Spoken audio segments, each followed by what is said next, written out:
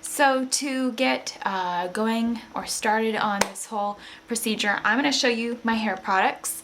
I love to put this in my hair when it's still wet, and this is the Giovanni Frizz Be Gone. I've actually let my hair towel dry for actually 10 to 15 minutes, and then I let it air dry for about 5. So my hair is not like dripping wet. It's really hard to blow dry your hair when it's soaking.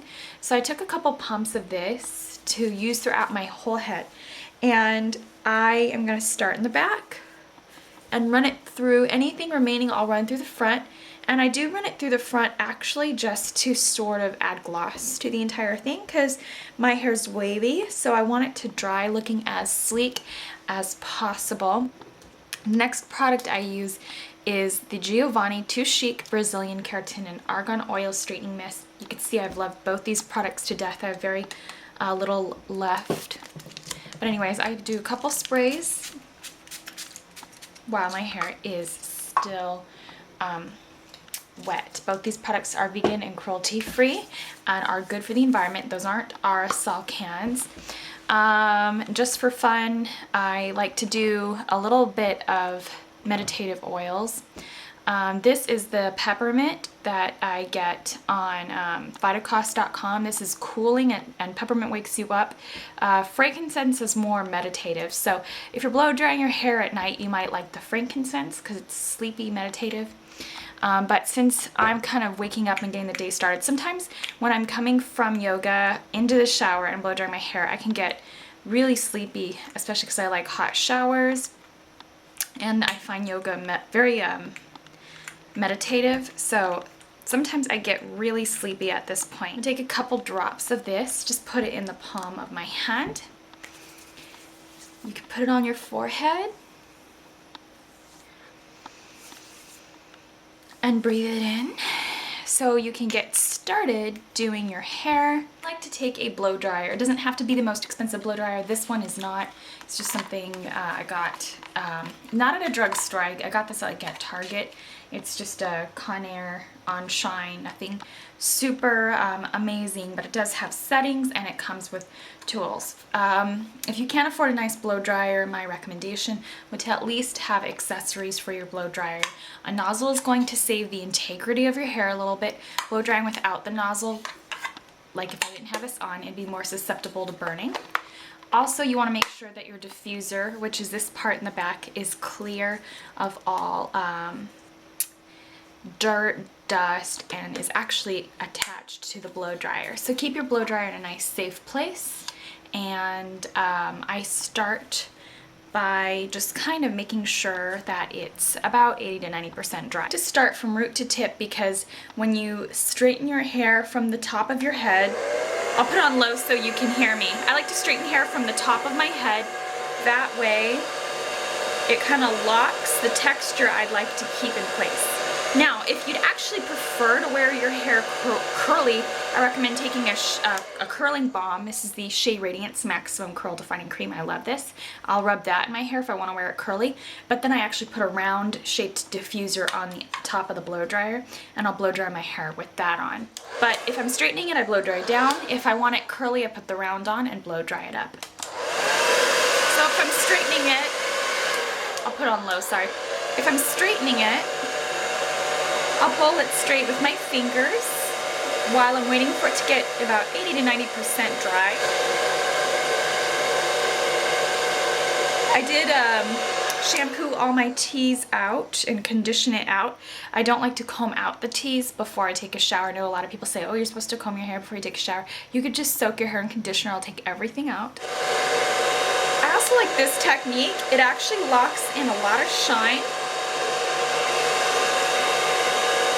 To do a wrap over.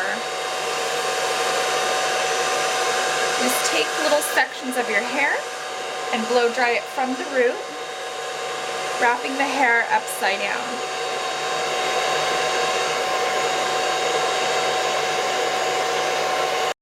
So keep it going in sections. You don't want to try to blow dry too much hair at once. It gets frizzy that way. So just keep it going. This section of my hair is the heaviest. You usually have a light section of your hair and a heavy section. This is where my bangs fall, and the hair I have the most, because I part my hair on the side, this amount of hair looks heavier because of where I part it. So I always like to make sure this is very sleek and I take my time with it.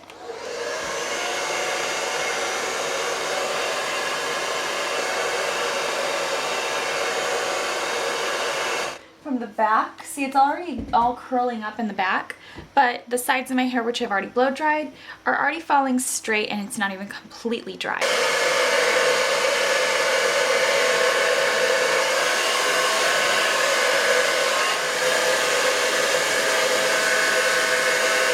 Get to all the layers in the back, because I know I'm not holding my head upside down. I will literally just sort of part it with my fingers and comb through, almost as if I'm beginning a ponytail or a pigtail when I get to the back. Obviously, I wouldn't want to go out with my hair like this, so once it becomes about 90% dry, I like to begin finding my part. I've actually been liking it to the side, but not as far over, because it kind of seems to accentuate the unevenness in layers, because this piece of hair was really cut very short, so it falls uneven. So I find by parting it right here, it kind of evenly distributes the layers a little bit. It's very important that the bangs or pieces in the front, for me, are very beautiful and sleek since they're right in front. So I'll roll that under.